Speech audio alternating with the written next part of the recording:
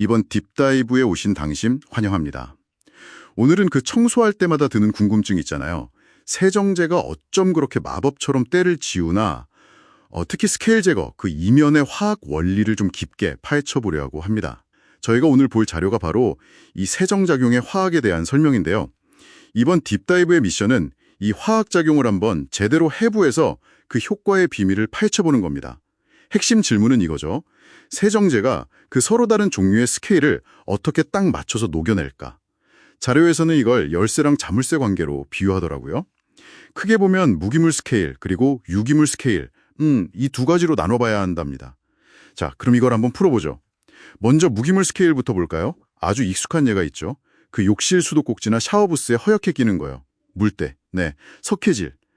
이 스케일 주성분이 탄산칼슘, CaCO3라고 하고요. 화학적으로는 염기성, 그러니까 알칼리성을 띈다고 자료에 나와 있네요. 꽤 딱딱하잖아요, 이거. 네, 맞습니다. 그리고 이 단단한 염기성 스케일이라는 자물쇠를 여는 열쇠는 뭘까요? 바로 그 반대 성질, 즉 산성 물질인 거죠. 염산 HCl 같은 강산도 있고 좀 더 가정에서는 구연산 치트릭 애시드 같은 걸 많이 쓰죠. 여기서 진짜 재밌는 점은요. 이 산성 세정제가 탄산칼슘이랑 떡 만나면 중화 반응이라는 게 일어납니다. 화학식은 복잡하니까 이걸 좀 쉽게 상상해보면요. 그 단단하고 눈에 보이던 고체 덩어리 탄산칼슘이 산이랑 반응하면서요. 물에 아주 잘 녹는 투명한 액체, 그러니까 염화칼슘으로 변하고요. 그냥 물하고 그리고 보글보글 기체, 이산화탄소로 변해버려요. 아하, 그러니까 원래 고체였던 게 눈에 안 보이는 액체랑 기체로 싹 변하니까 그냥 사라졌다 이렇게 느껴지는 거군요. 그래서 물때 제거제 뿌리면 가끔 거품이 막 나는 거였네요. 아, 그게 이산화탄소였군요.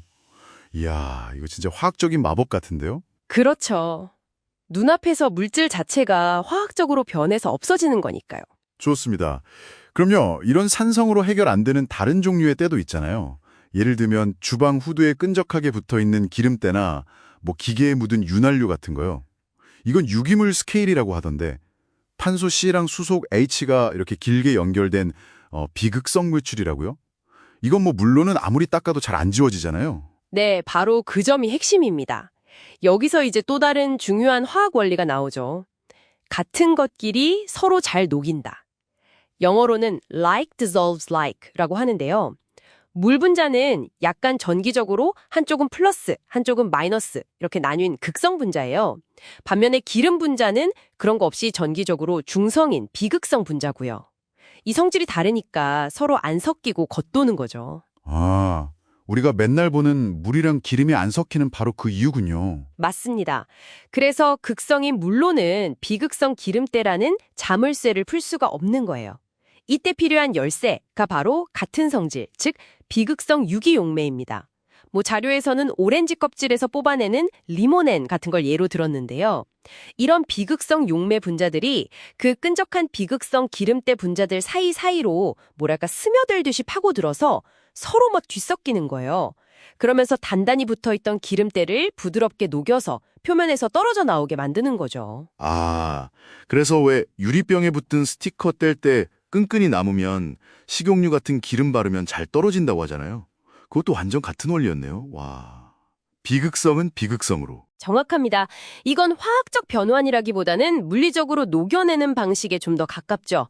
당신께서 어떤 오염에는 이 세제, 저 오염에는 저 세제 이렇게 골라 쓰시는 이유가 바로 이 화학적인 궁합, 열쇠와 자물쇠 관계 때문인 겁니다. 자, 그럼 오늘 내용을 한번 정리해보죠. 우리가 파헤친 세정의 비밀은 크게 두 가지 화학 원리에 있었네요. 첫째는 욕실의 그 하얀 석회질 같은 무기물 스케일.